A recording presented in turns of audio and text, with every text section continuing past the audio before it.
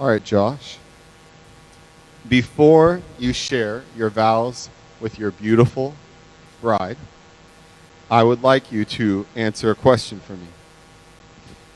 Do you, Josh, take Jeanne to be your wife, to live together after God's ordinance in the holy estate of matrimony?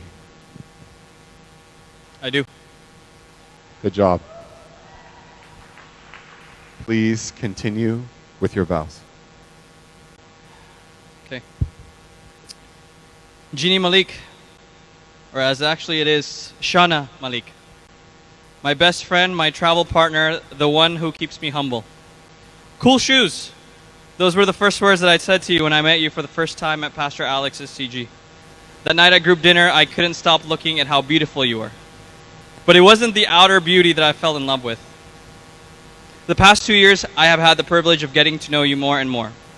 I got to witness the journey of a beautiful soul that has a heart with an immense love and care for the people around her. Of course, the deeper we got to know each other, the messier it got. But never in the past 2 years did that stop me from wanting to expand my capacity to love you as Christ has loved me. Our relationship has been full of hot, fiery passion and deepening intimacy, and through it all, you've stayed committed to this journey.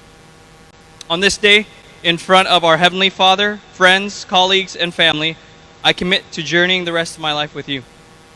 I vow to treat you with the utmost respect and to see you as a daughter of Christ, especially during our intense fellowships. I vow to work every day to make sure that you feel heard as my equal partner, that we make decisions together, always inquiring rather than informing. I vow to fight for you and not against you. Whatever challenges may come, small or large, I will be patient and willing to seek compromise in order to move us forward together. I vow to do my best to laugh at your receh jokes, even though many of it flies over my head.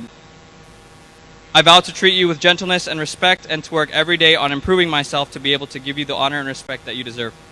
I vow to always surround ourselves with a community that will always encourage us and empower us. When things get tough, I will go to people that I trust to point me back in the right direction. I vow to always set up our relationship for success and not allow any potential risk to get near. Never will I ever let you feel that you have to question my commitment to you. And above all, I vow to always place Christ in the center of our relationship, to surrender our future into His hands, and to trust Him with everything. I will do everything in my power to not just let these be fancy words that I say to you today, but to make them actions that you see each and every day. As long as we both shall live till death do us part, I vow to be your partner, your husband, and your best friend. I love you, Jeanne. Beautiful. Jeanne, if I could just ask you a quick question.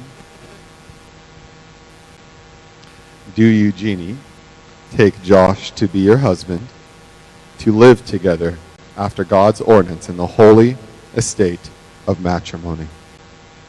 Yes.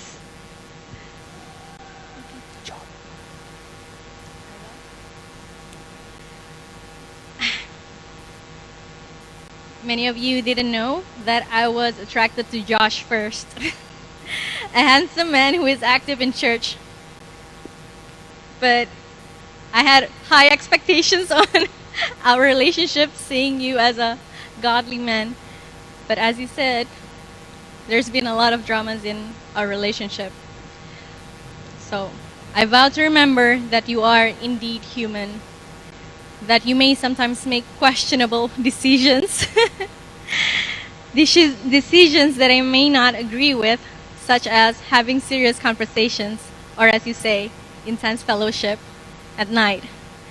But what I love is that you do all those things with us in mind. You care about what's truly best for us and for me.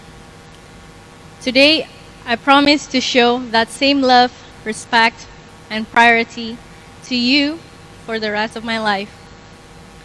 I love you and I want to make you happy. That said, I vow to be patient and humble, to not think of discussions as another drama, to stay awake during our conversation, to not turn my back on you in bed, and to always finish the conversation with you. I vow to put God in the center of our relationship, to trust with your decisions, I vow to stay by your side in sickness and in health, for better and for worse, until death do us part. That's beautiful.